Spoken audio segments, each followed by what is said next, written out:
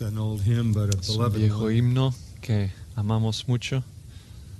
Qué maravilloso es el amor de nuestro Salvador por nosotros. Un poco más tarde en nuestro tiempo juntos voy a estar mirando Lucas capítulo 19 con ustedes. Y este es el domingo que inaugura la Semana de la Pasión y el domingo que siempre miramos a la entrada triunfal, como se llama, la entrada a la ciudad de Jerusalén. Vamos a mirar ese texto en Lucas capítulo 19 y hablaremos un poco más tarde, pero quiero leerlo hoy empezando en versículo 28. Habiendo dicho esto, iba adelante, subiendo hacia Jerusalén. Y aconteció que cuando se acercó a Betfagé y a Betania, cerca del monte que se llama de los Olivos, envió a 2 de los discípulos, diciendo: Id a la aldea que está enfrente, en la cual al entrar encontraréis un pollino atado sobre el cual nunca se ha montado nadie. Desatadlo y traedlo. Y si alguien os pregunta: ¿por qué lo desatáis? De esta manera hablaréis, porque el Señor lo necesita. Entonces los enviados fueron y lo encontraron como él lo había dicho. Mientras desataban el pollino, sus dueños les dijeron: ¿por qué desatáis el pollino? Y ellos respondieron: porque el Señor lo necesita. Y lo trajeron a Jesús, y echando sus mantos sobre el pollino, pusieron a Jesús sobre él. Y mientras él iba avanzando, tendían sus mantos por el camino. Cuando ya se acercaba junto a la bajada del monte de los Olivos, toda la multitud de los discípulos, regocijándose, comenzó a alabar a Dios a gran voz por todas las maravillas que habían visto, diciendo: Bendito el Rey que viene en el nombre del Señor. Paz en el cielo y gloria en las alturas. Entonces algunos de los fariseos de entre la multitud le dijeron: Maestro, reprende a tus discípulos. Respondiendo él dijo: Os digo que si éstos callan, las piedras clamarán. Cuando se acercó, al ver la ciudad, lloró sobre ella, diciendo: Si tú también hubieras sabido en este día lo que conduce a la paz, pero ahora está oculto a tus ojos. Porque sobre ti vendrán días cuando tus enemigos echarán terraplén delante de ti, te sitiarán y te acosarán por todas partes, y te derribarán a tierra y a tus hijos dentro de ti, y no dejarán en ti piedra sobre piedra, porque no conociste el tiempo de tu visitación.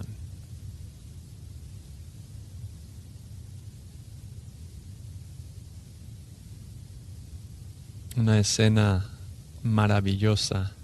Me gusta pensar en esto como la coronación humilde del alto Rey del cielo. Oremos. Nuestro Padre, al reunirnos de muchos lugares en todo el mundo hoy, venimos con el propósito de adorarte en espíritu y en verdad. Venimos no solo para levantar nuestros cantos de alabanza y oraciones, sino para escuchar del cielo. Escuchar del cielo a través de la palabra revelada de Dios. Está en la Escritura que tú hablas, y en el pasaje que vamos a mirar en este día, veremos la gloria del Mesías, revelada en su coronación humilde. Danos ojos para ver la verdad de este texto, que la realidad de Cristo alumbre quizás por primera vez en muchos corazones de los que están unidos con nosotros a través de todo el mundo. Y te damos gracias que podemos estar juntos, proclamar tu palabra aún en múltiples idiomas. Gracias por los traductores que nos están ayudando a hacer eso cada domingo. Y te pedimos que estés con el rebaño de Grace Church, anima sus corazones y úsalos aún en este tiempo donde no tenemos las relaciones normales Encuentra, Señor, formas para que ellos conecten para los propósitos del Evangelio. Usa este tiempo de temor y preguntas y dudas para abrir corazones a la verdad del Evangelio y que Cristo sea exaltado a través de todo ello, y a Él le daremos la gloria y la alabanza. Amén.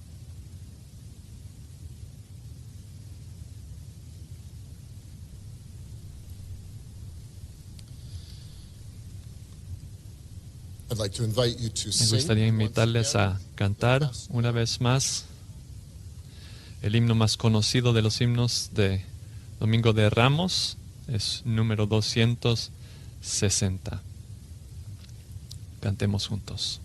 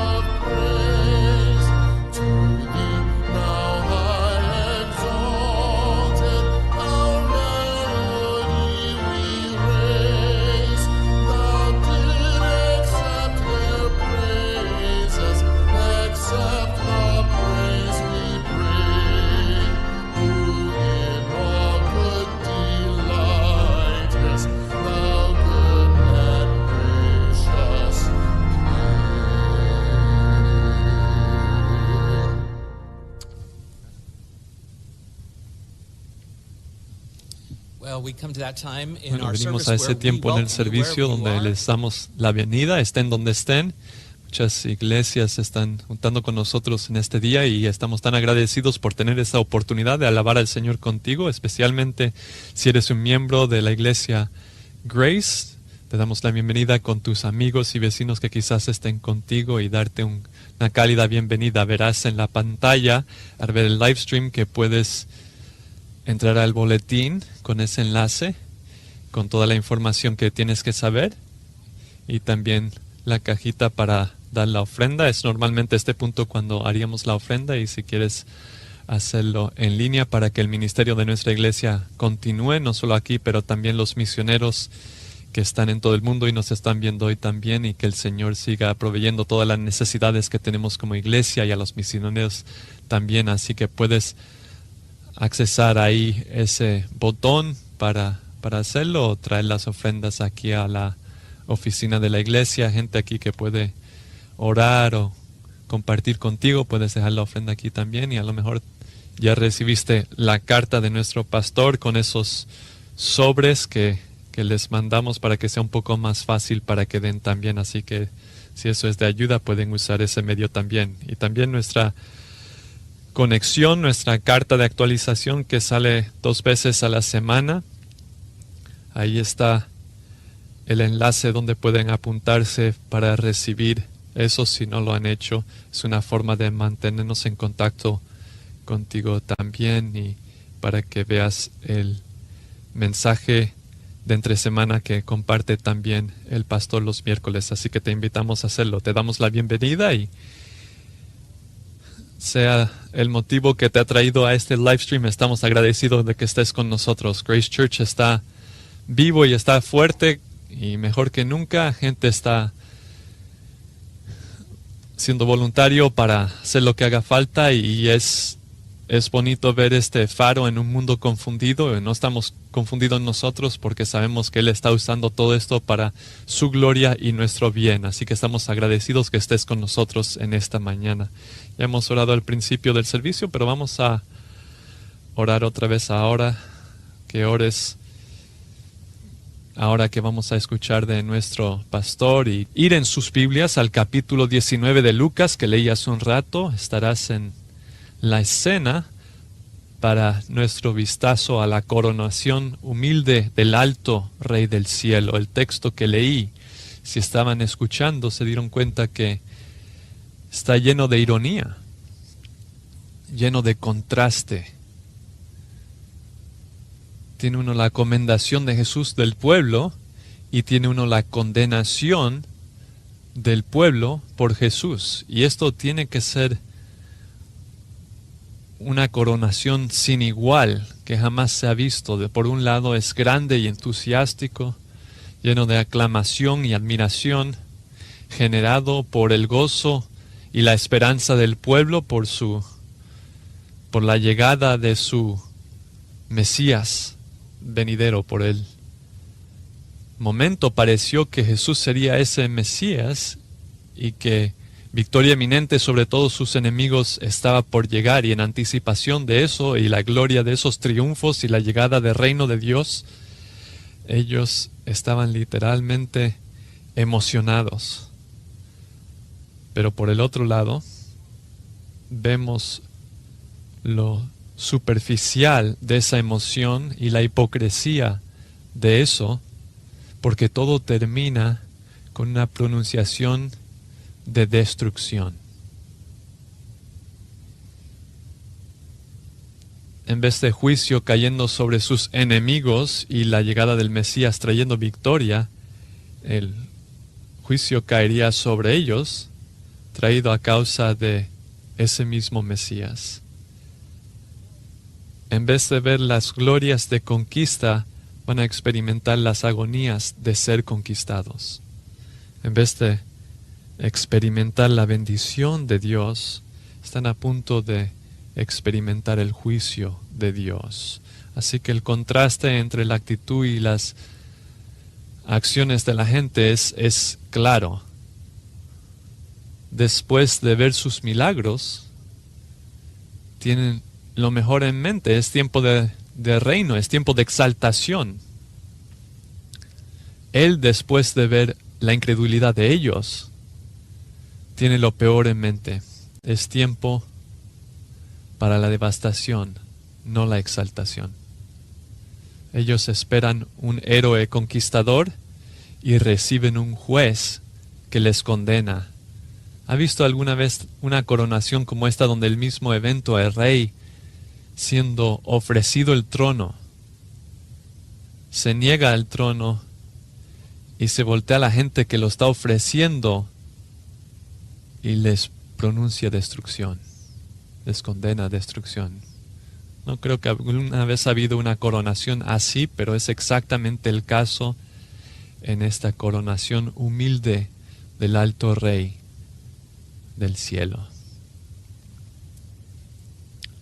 Habían pasado algunas semanas desde que Jesús había resucitado a Lázaro de los muertos, y habiendo hecho eso en Betania, fue a Galilea y pasó algunas semanas en Galilea y después volvió hacia Jerusalén para la Pascua.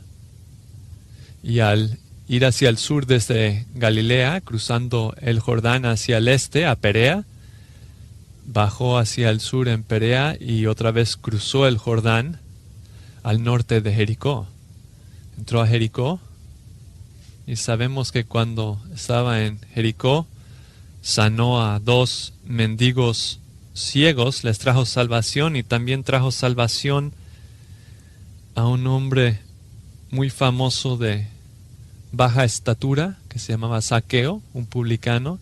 Y después de esos encuentros únicos en Jericó, procedería a subir a Jerusalén.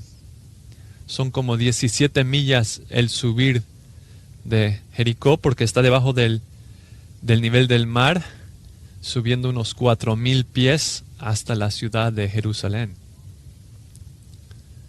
Él habría caminado ese camino bien guardado de romanos, y no solo, pero con una gran congregación de gente que se había acumulado, porque ellos también iban hacia la Pascua.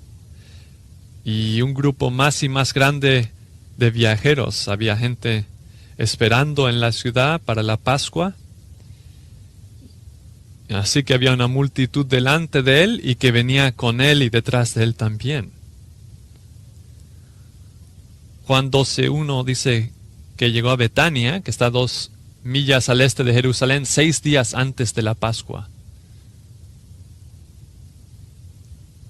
Eso sería antes del anochecer el sábado.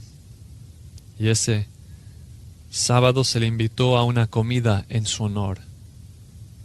Mateo describe esa comida y Marcos también. Solo 6 días hasta llegar a la cruz.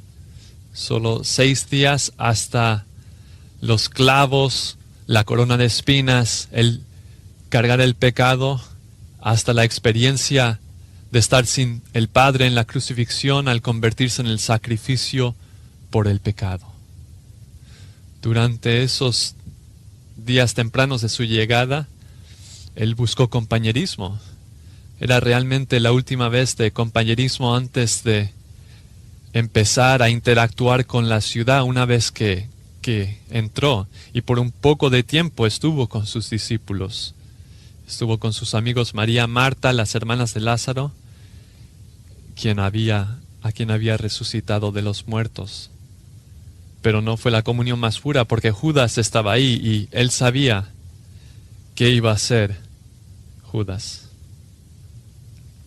El próximo día fue el domingo. Se quedó en Betania, mejor que podemos entender, y la gente salió a verlo de acuerdo a Juan capítulo 12. Escucharon que estaba en Betania, que supieron también que había resucitado a Lázaro y salieron a ver este obrador de milagros que resucitaba a los muertos. Era lunes realmente antes de entrar a Jerusalén. Lo celebramos como el Domingo de Ramos, pero seguramente fue el lunes y es ahí donde lo encontramos en el texto de Lucas 19. En todas las coronaciones de la historia del mundo nunca he visto un monarca tan supremo, tan exaltado, tan puro, tan poderoso, tan soberano y tan digno como fue nuestro Señor Jesús. Nadie ni se acerca, ni todos sumados se acercan a los pies de su infinita gloria. Aunque Él es la persona más gloriosa que ha recibido jamás una coronación, es la más baja y humilde de todas las coronaciones. Él procede de Betania en ese lunes, subiendo la montaña a Jerusalén. Él sabe lo que está delante de él, una semana de conflicto intenso que empieza eventualmente con el limpiar el templo, donde ataca la falsa religión del judaísmo, y en vez de atacar a sus enemigos, les está atacando a ellos. Y el conflicto con los líderes va a ser día tras día hasta que finalmente un juicio falso y su crucifixión el viernes. Se dirige subiendo la montaña hacia la muerte. Solo son 2 millas realmente de Betania, pero es el fin de una larga trayectoria del cielo a la tierra a través de años y años de vivir en este mundo maldito del pecado, 3 años de ministerio, muchos viajes a Jerusalén, muchas Pascuas, y esta va a ser la última.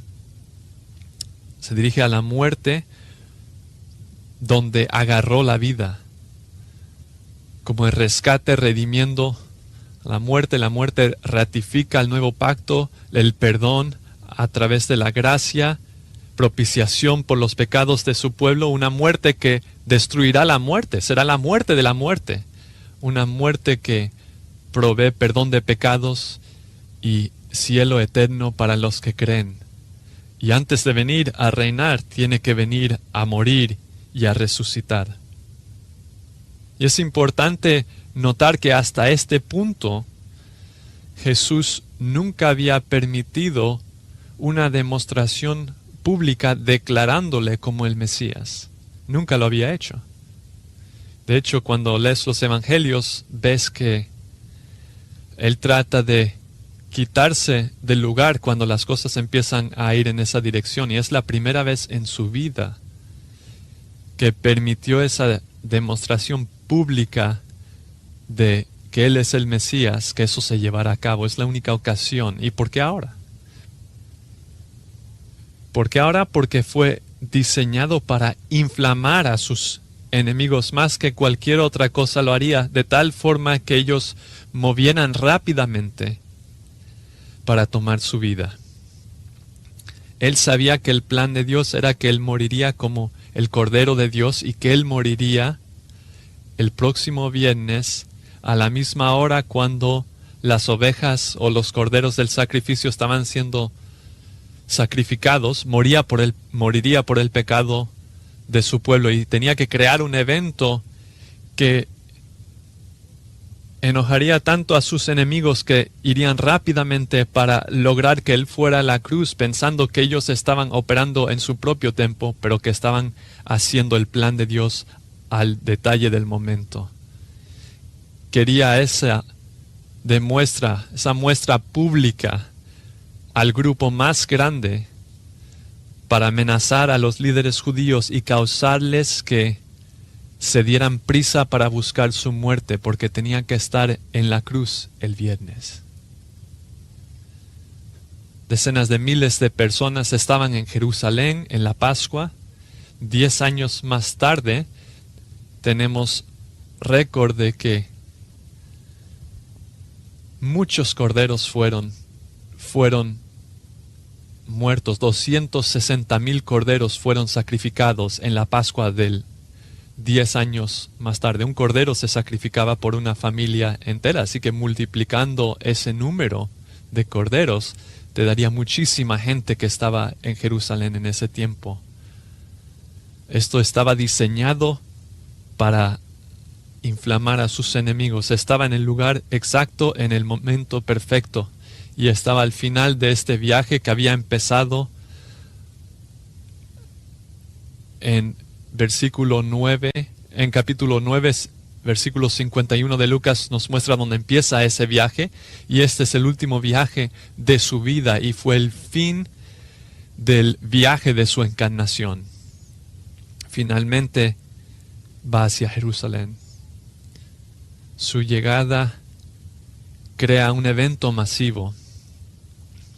Miremos en Lucas capítulo 19 y quiero que veamos 3 cosas que básicamente afirman que Él es el Mesías. Número 1 tiene que ver con la anticipación del evento. El segundo con la adoración que recibe, y el punto final con su adjudicación que cayó sobre las cabezas de esas personas. Vemos que Él es Dios, que Él es el Mesías, porque es omnisciente, porque está cumpliendo profecía. Y vemos que Él es Dios, el Mesías, porque recibe adoración y alabanza que es solo para Dios. Y vemos que es Dios, el Mesías, el Hijo de Dios, porque Él es el juez que trae juicio final. Y en estos 3 también vemos la gente comprometida, la gente curiosa y la gente contraria. Vemos los discípulos, la multitud, los fariseos, los verdaderos seguidores, los seguidores falsos, y vemos los que rechazan a Jesús. Así que pensemos primero en la anticipación, versículo 28. Habiendo dicho esto, iba delante, subiendo hacia Jerusalén. Después de decir estas cosas, se refiere a una parábola que él había dicho, que se ve previamente, que ilustra la misma experiencia que va a tener en esta coronación. Terminó la parábola y se puso en rumbo hacia Jerusalén. Cuando se acercó a Betfagé y Betania, cerca del monte que se llama de los Olivos, envió a 2 de los discípulos. Parar un momento. Dije, son como 4,000 pies de subida de Jericó hasta allá, y ahora he estado en Betania, que está solo un par de millas al este, pero Betania está en el lado de atrás de las montañas, y desde ahí no puedes ver toda la gloria de la ciudad de Jerusalén. Y llega a estas últimas millas no como un conquistador en un caballo blanco, pero como un humilde sacrificio en un burro. Y estos 2 pueblos, Betfagé significa casa de higos que están demasiado maduros, es la única mención de este pueblo, y Betania significa casa de fruto de palmas, ¿no? Y refleja el tiempo agrario en el que están viviendo. Y están cerca del Monte de los Olivos, que está justo al este del templo, en el este de Jerusalén. Y hay una sierra que corre de norte a sur, al este de Jerusalén. Y esa sierra tiene 3 montañas. Uno es el monte Scopus, de 2,600 pies, y el monte de Corrupción, el que está más al norte es Scopus, y el que está en medio es el de Corrupción, de Segunda de Reyes, y se llama el monte de la Corrupción porque ahí es donde los israelitas pusieron los ídolos, muchos ídolos, a Ashtarot, a Kemot, y también la adoración a Baal. Por eso se llama el monte de Corrupción, pero en medio de estos 2 está el monte de los Olivos. La ciudad no se puede ver hasta que uno sube por encima del monte de los Olivos y ya puede divisar la ciudad. Así que al acercarse a Betfagé y a Betania, todavía no había visto la ciudad, ni la gente de la ciudad le había visto a él. Así que mandó 2 de sus discípulos diciendo: id al pueblo que está delante, y al entrar verán un pollino sobre el cual nunca nadie se ha montado, desatadlo y traedlo. Está haciendo un poco de pausa en su viaje, los manda a este pueblo que está cercano con un propósito específico: demostrar su omnisciencia y cumplir la profecía. Dice en el versículo 30, id a la aldea que está enfrente, seguramente Betfagé, y encontraréis un pollino atado ahí. ¿Cómo lo sabe? Porque es omnisciente. Él sabe esto. Mateo dice, inmediatamente encontrás un burro. Él sabe esto, sabe que es el pollino de un burro y que la madre de ese pollino estará ahí también. También sabe que este es un pollino sobre el cual nadie se ha montado. Dice, desatadlo. De alguna forma dice desatadlo 5 veces. Este animal estaba guardado para el Mesías. Nadie se había montado en él antes. Y al desatarlo, final del versículo 30 dice, traedlo aquí. Y si alguien nos pregunta, versículo 31, ¿por qué lo desatáis? De esta manera hablaréis, porque el Señor lo necesita. No estaba robándolo, solo lo estaba tomando prestado por el día. ¿Y cómo es que la gente tan fácilmente le entregaron el animal? Bueno, está claro que sabían quién iba a ser el que se iba a montar en ese animal. No hay explicación en el versículo 31, sino solo dice porque el Señor lo necesita. Así que ellos han de haber sabido quién es el Señor. ¿Por qué esto? Versículo 32. Entonces Los enviados fueron y lo encontraron como él les había dicho. La primera muestra de la deidad del Hijo de Dios y su omnisciencia. Él sabía detalles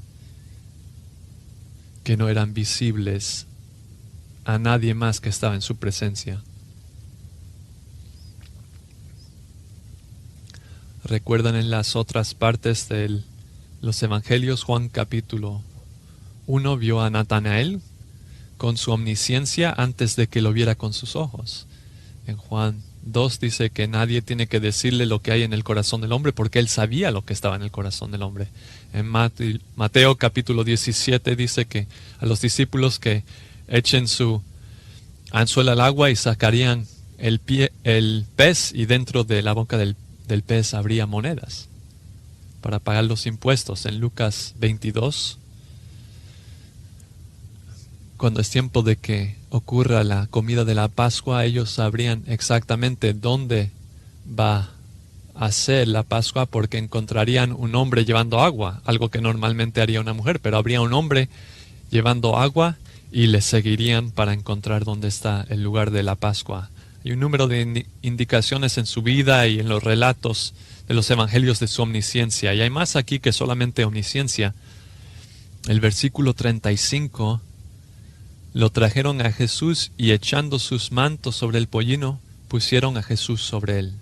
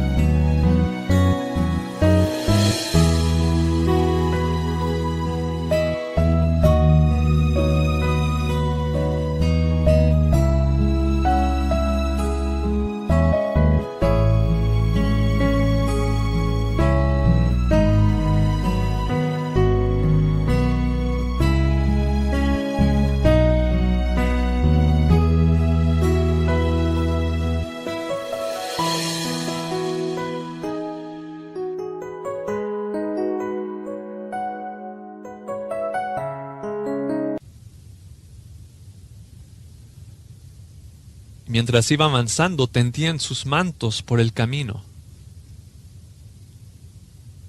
Es realmente una muestra maravillosa.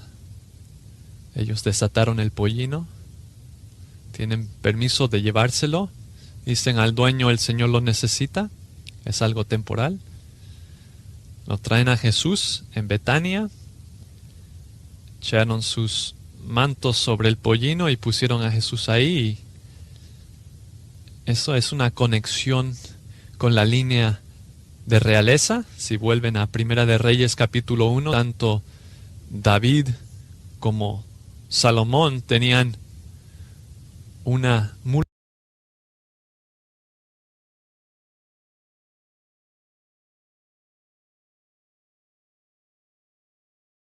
real sobre la cual se montaron, y había razón por la cual el Señor tenía razón de hacer esto, no necesariamente para asociarse con David y Salomón. Hay algo de más importancia que eso. Volviendo a Mateo capítulo 21, en el relato de Mateo de este mismo evento, leemos esto: esto aconteció para cumplir lo que se había dicho por el profeta. Y eso es lo que dijo el profeta: di a la hija de Sión, he aquí tu rey viene a ti, tierno y montado sobre un pollino, hijo de un animal de carga. Es Zacarías 9:9. Zacarías profetizó que cuando llegara el Mesías, llegaría humilde y sobre un asno. Y no solo un asno, sino el pollino, hijo de asna. Ni está encima de una mula real, sino un pollino de asna. Es algo muy distinto de lo que esperaría la gente de un rey. Zacarías el profeta lo profetizó 500 años antes, que la gente lo proclamaría como su rey montado sobre pollino de asna. Y hasta los discípulos estaban pasmados por esto. Y en el tiempo que estaba ocurriendo no entendían. En el capítulo 12 de Juan, versículo 16, dice, estas cosas, hablando de él estar encima de este animal, sus discípulos no entendieron esto al principio. Pero después, cuando Jesús fue glorificado, entonces se acordaron de que esto se había escrito de él y de que le habían hecho estas cosas. ¿Por qué no entendían estas cosas? Que él estaría sobre un pollino de asna. ¿Por qué no entendían que él cumpliría Zacarías 9:9? La respuesta es porque su propia teología mesiánica le tenía llegando para reinar, para conquistar. Habrían asumido que él iba a venir en un caballo blanco. Y así será la próxima vez, y está diseñado para sernos revelado.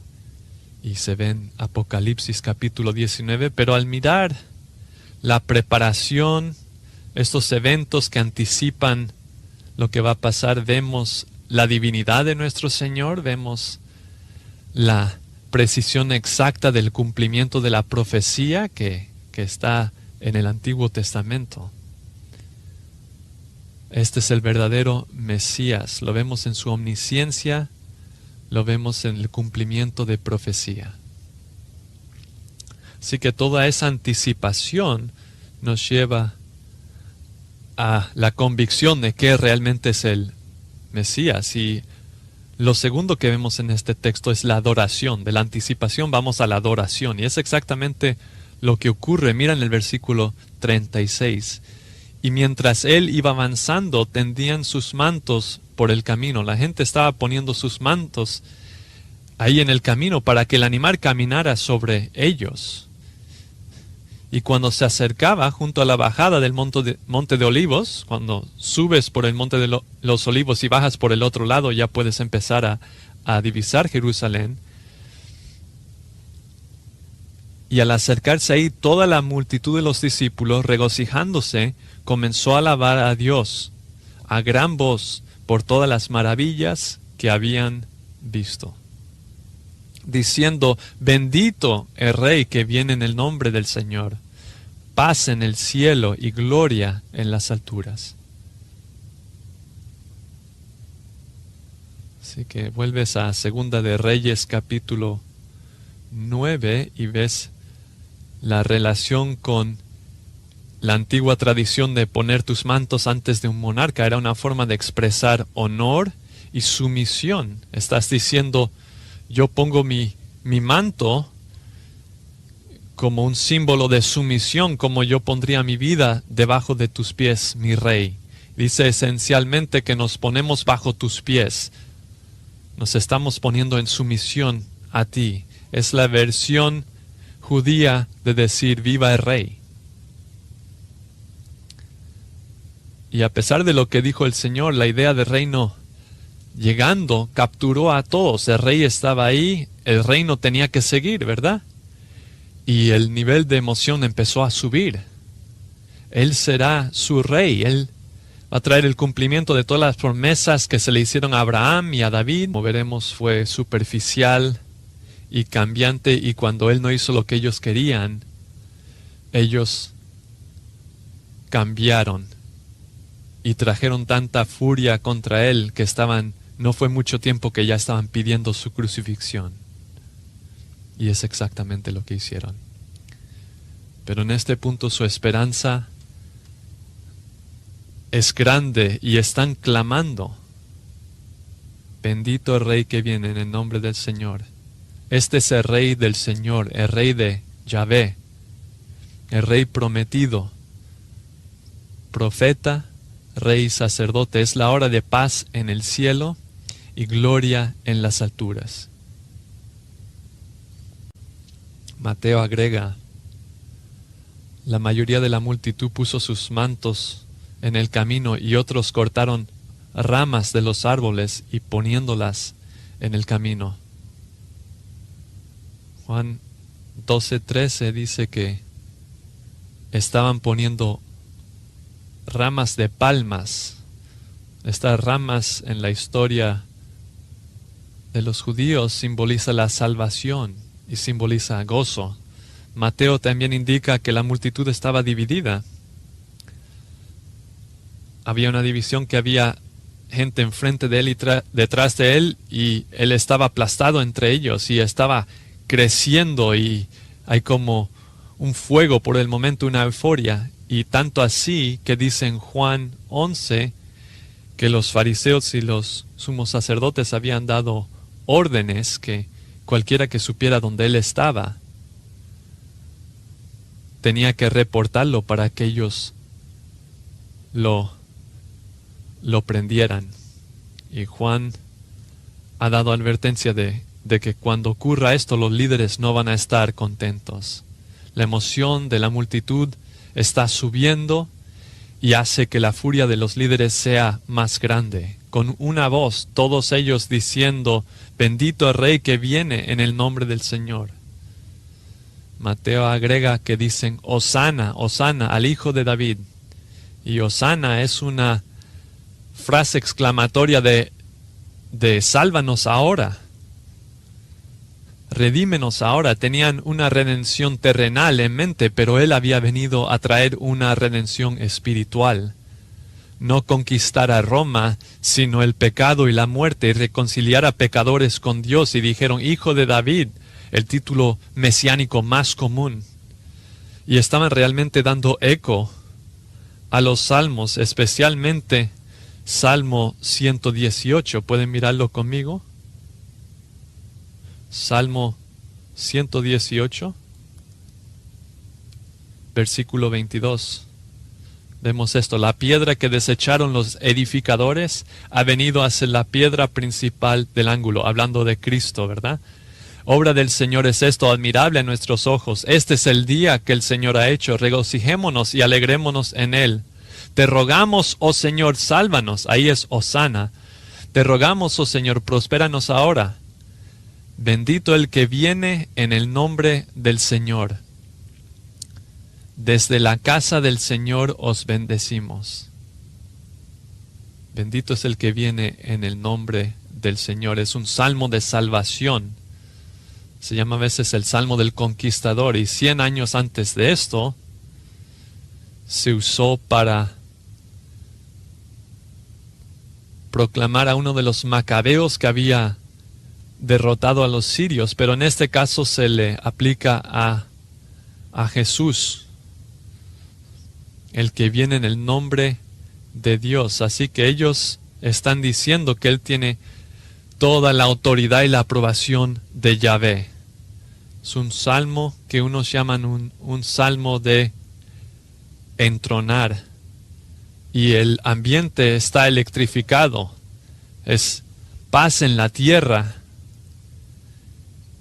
y suena lo que dijeron los ángeles. Es el momento cuando Dios está en paz con el hombre. Dios ha decidido acabar con la hostilidad contra su pueblo y traer paz. Marcos 11:10 dice que algunos decían: bendito el reino venidero de nuestro Padre David, Hosana en lo alto. O sea, salva ahora en lo alto. Todo esto, por supuesto, estaba cargado de anticipación de una libertad física, pero Dios no vino a librarles físicamente, pero rescatarles espiritualmente. Esto hizo una escalación de más allá de lo que sus enemigos podían aguantar. Así que los fariseos en la multitud dijeron: Maestro, reprende a tus discípulos. Y esa es la última referencia a los fariseos en el Evangelio de Lucas, ahí en el versículo 39 del capítulo 19. Llamaron a Jesús a parar lo que la gente estaba diciendo, parar toda esta alabanza y adoración. Ellos lo ven como una...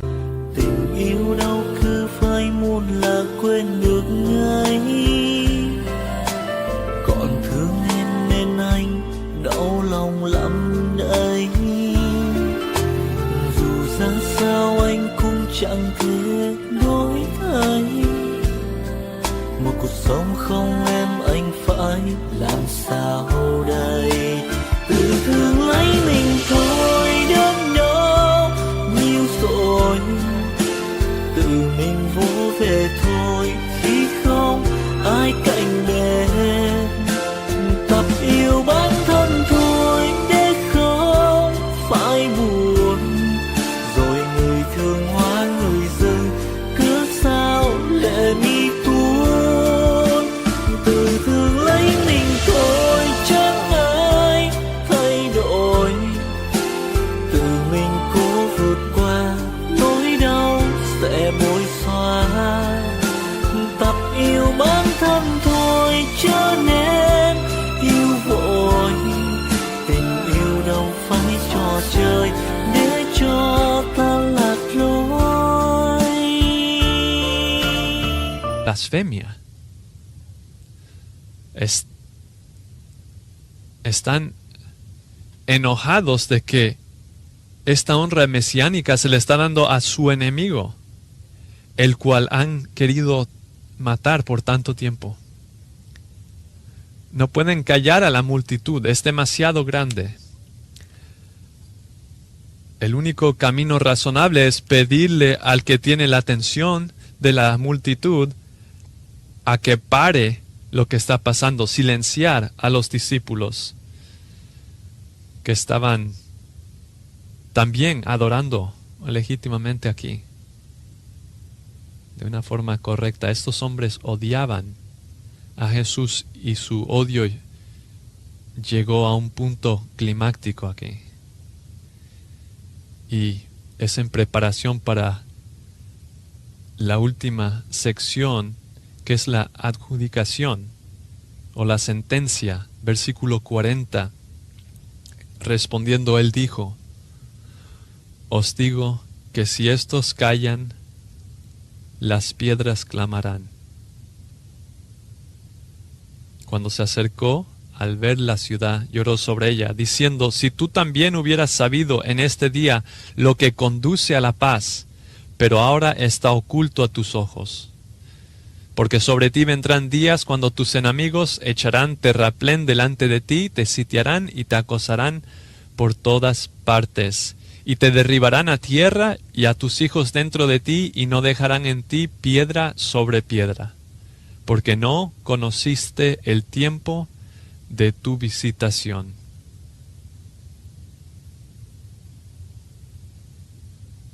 Él es el Mesías, es el Hijo de Dios, es el Cristo,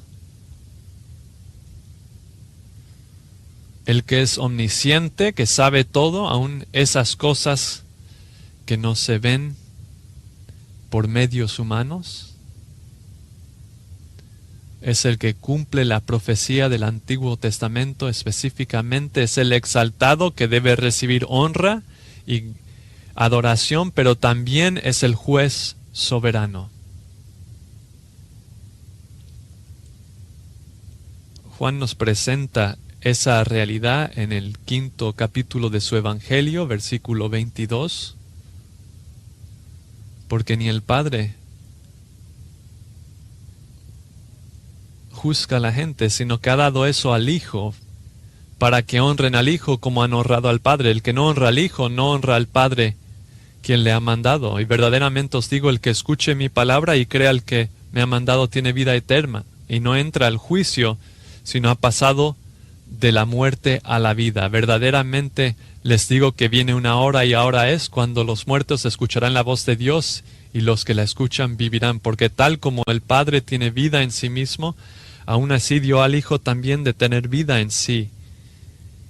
Y le dio autoridad para ejecutar juicio, porque es el Hijo del Hombre. No os maravilléis en esto, porque llegará una hora cuando todos los que están en la tumba escucharán su voz, y saldrán los que hicieron buenas obras a resurrección de vida, y los que obraron mal a resurrección de juicio.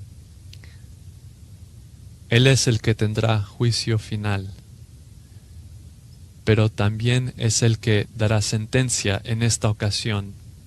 La escena va inmediatamente de gozo a horror, de lo más alto a lo más bajo. Todos están diciendo paz en el cielo, gloria en las alturas.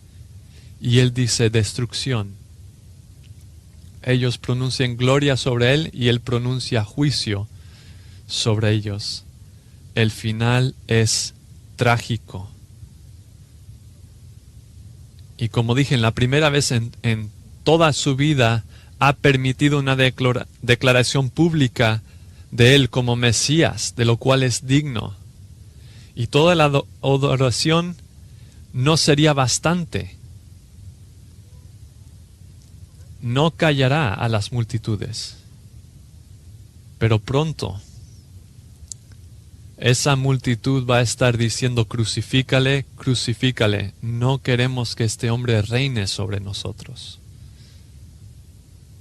Así que Jesús en versículo 40 dice, os digo que si estos callan, las piedras clamarán. Es una primera clase condicional, significa que es una afirmación de realidad, que se podría decir, porque estos se callan, las piedras clamarán. Esto es lo que va a pasar, es una afirmación de la realidad. Los mismos que están adorándole van a parar y ellos callarán. Y va a pasar muy rápidamente, muy temprano en la semana, quizás aún el próximo día. Y entonces las piedras clamarán. ¿Qué significa eso? La oposición a Jesús va a ser tan fuerte, no por parte de los líderes, sino también por el pueblo. La persecución va a ser tan horrible que la confesión de Cristo será como una sentencia de muerte. Jerusalén va a silenciarse, superficial de su adoración y su pronto rechazo. Y las consecuencias que van a resultar de eso, que él mismo va a sufrir. Versículo 42 está diciendo, si tú también hubieras sabido en este día lo que conduce a la paz. Estás hablando de paz, pero no sabes las cosas que conducen a la paz. Pero ahora está oculto a tus ojos. Esa es una afirmación aterradora. Tuviste tu oportunidad y ahora no la tienes. Había un tiempo para ver y creer. Ahora no es posible. Las piedras van a clamar. ¿Qué significa eso? Porque vendrán días cuando tus enemigos echarán terraplén delante de ti, te sitiarán y te acosarán por todas partes y te derribarán a tierra y a tus hijos dentro de ti y no dejarán en ti piedra sobre piedra, porque no conociste el tiempo de tu visitación. Cuando el juicio venga, no va a dejar nada más que ruinas.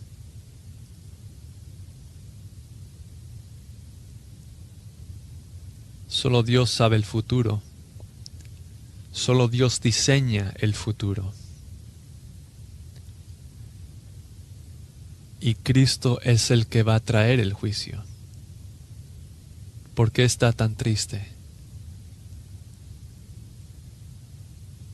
Porque ellos tuvieron la oportunidad de tener paz con Dios si le hubieran recibido.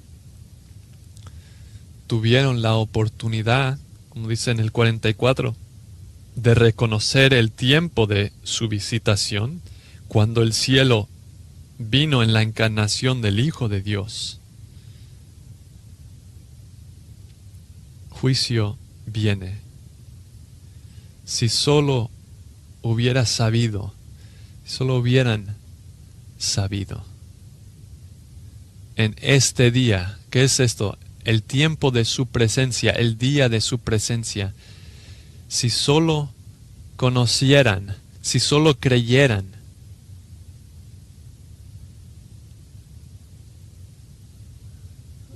hubieran entendido lo que conduce a paz con Dios. Y ese es el lenguaje de salvación. Paz con Dios a través de nuestro Señor Jesucristo. Esta paz no tiene nada que ver con los romanos o los líderes judíos. Es una paz personal de ser reconciliado con Dios. Ellos habían tomado su decisión ya en cuanto al Señor. En Lucas capítulo 13, versículo 33, tengo que seguir hoy y mañana porque no puede ser que un profeta perezca fuera de Jerusalén. Y después dijo eso: oh Jerusalén, Jerusalén, la que mata a los profetas y apedrea a los que son enviados. ¿Cuántas veces quise juntar a tus hijos como la gallina a sus pollitos debajo de sus alas y no quisiste? He aquí vuestra casa se os deja desierta y os digo que no me veréis más hasta que llegue el tiempo en que digáis: bendito el que viene en el nombre del Señor. Wow, ese juicio sobre Jerusalén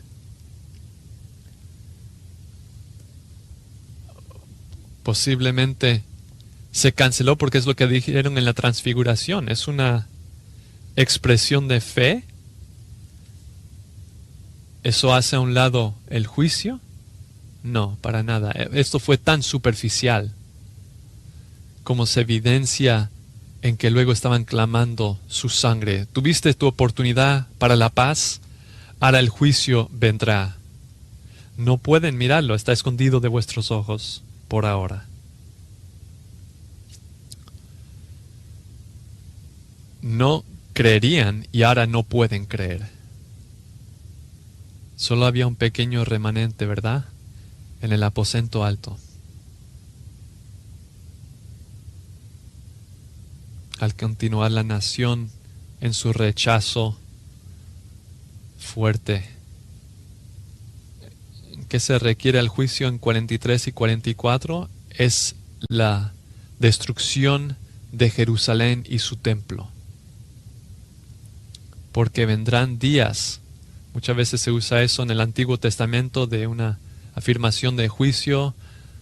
Oseas, Amós, otros lo usaron. Es una declaración de juicio. Jesús lo dijo, lo acabo de leer en el capítulo 13, pero aquí muestra este juicio.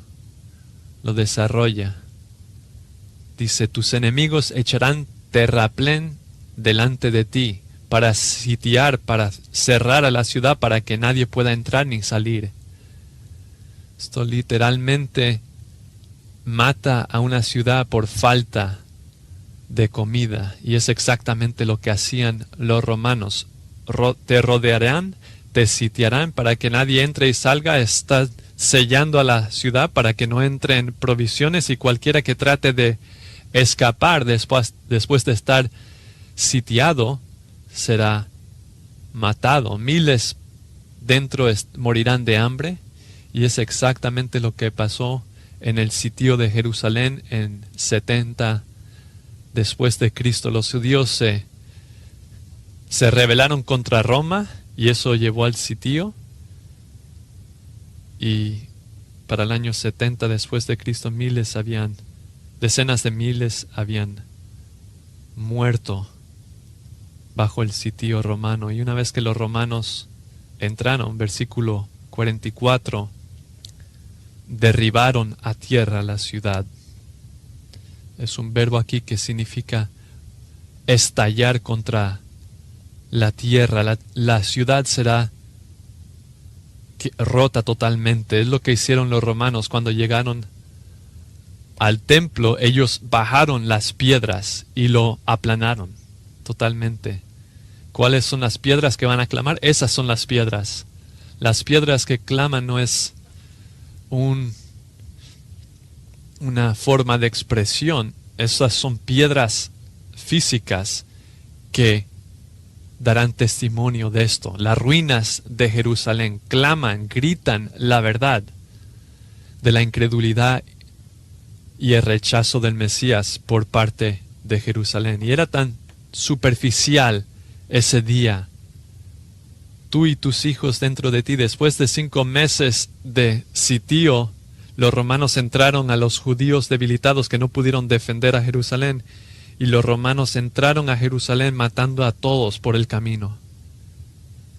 Los hombres más fuertes los capturaron para ser gladiadores, destruyeron la ciudad, todo excepto el muro de lamentos al oeste de la ciudad.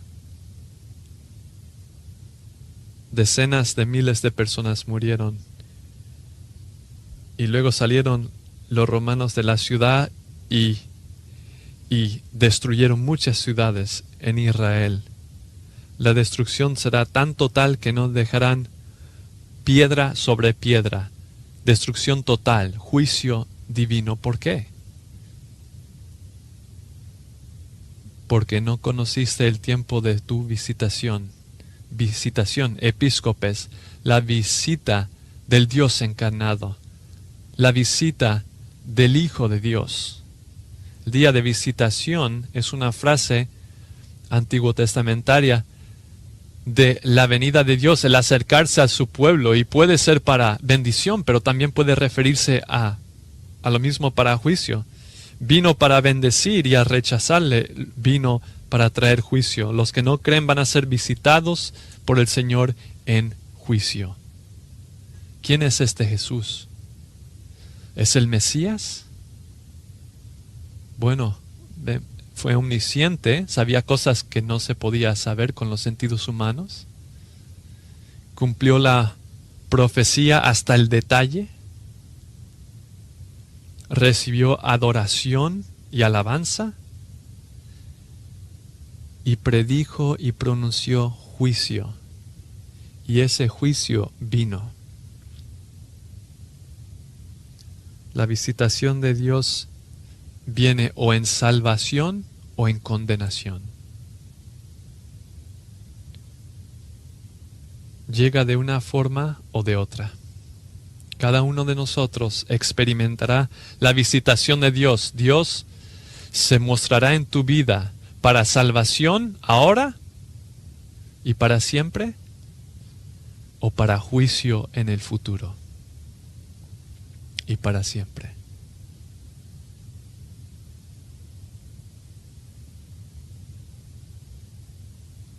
Jesús visitó la tierra de Israel en ese siglo, pero desde ese tiempo, por las páginas de las Escrituras o a través de ellas, ha continuado visitando a cada generación, y cada generación tiene la misma responsabilidad de reconocerle como el que ha venido de Dios, como nuestro Salvador y Redentor, y que vendrá otra vez en el futuro como nuestro Rey. Y si tú lo reconoces como Cristo, el Señor, confías en Él como tu Salvador, has recibido la visitación de Dios para salvación. Pero si le rechazas, tú tendrás una visitación de Dios, pero será para juicio. Y el que vino a ofrecerse como tu Salvador será él mismo tu juez. Esta es la gran realidad de la verdad divina, cómo se relaciona en su forma más pura a todo ser humano. Van a tener una visita de Dios, ya sea para salvación o condena. Para recibir el regalo de la vida eterna y perdón de pecados por fe en Jesucristo, o para recibir la sentencia de castigo eterno por rechazar a Cristo.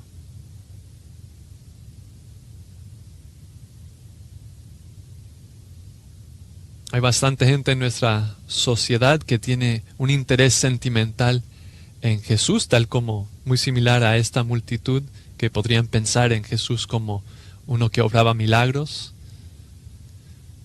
pero que no vienen a Él como Señor y Salvador. Y quizás como la multitud hacen como que están sometiéndose, tirando sus mantos ante sus pies, pero al final, cuando no consiguen lo que quieren, inmediatamente se van de Él para recibir una visita otra vez, una visita final en juicio.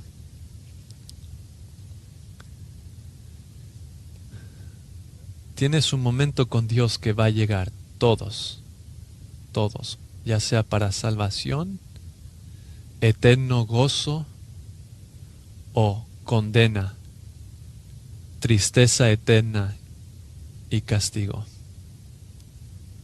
Si entiendes este día y la oportunidad que es tuya, compromete tu vida con el Señor Jesucristo.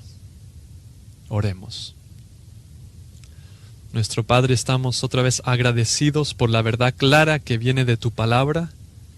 Estamos agradecidos por la presentación gloriosa de nuestro Redentor Jesucristo, la única esperanza de salvación. Haz ese milagro poderoso en corazones, que ellos sean visitados por ti para salvación y nunca para condena. Que tu gracia abunde en los corazones en este día. Oramos por la causa de Cristo. Amén.